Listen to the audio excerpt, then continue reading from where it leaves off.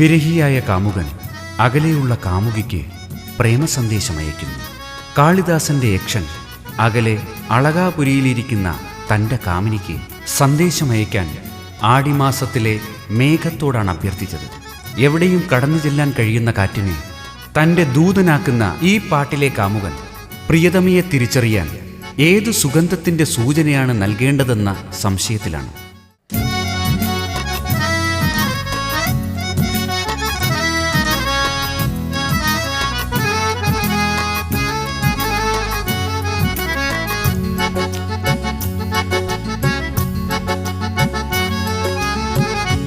ഞാനറിയാതൻ കരൾ കവർന്നോടിയ പ്രാണനും പ്രാണനാം പെൺകിടാവേ, എൻ്റെ പ്രാണനും പ്രാണനാം പെൺകിടാവേ.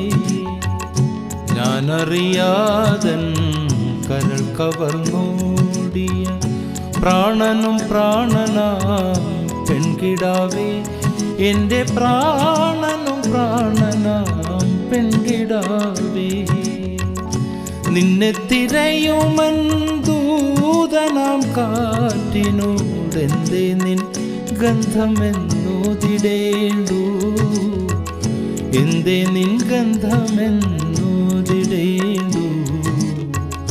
ഞാനറിയാതൻ കരൾ കവർന്നോടിയ പ്രാണനും പ്രാണനാം പെൺകിടാവേ, എൻ്റെ പ്രാണനും പ്രാണനാം പെൺകിടാവേ.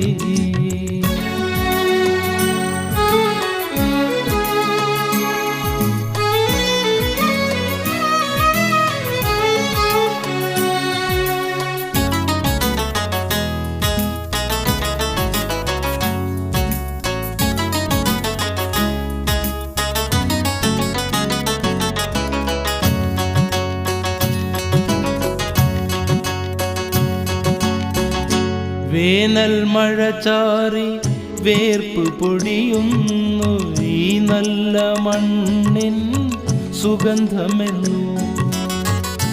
വേനൽ മഴ ചാറി വേർപ്പ് പൊടിയുന്നു ഈ നല്ല മണ്ണിൻ സുഗന്ധമെന്നു. രാവിൽ നിലാമുല്ല പോലൻ തൊടിയിലെ മാവു പൂക്കും മദഗന്ധമെന്നു, മാവു പൂക്കും മദഗന്ധമെന്നു.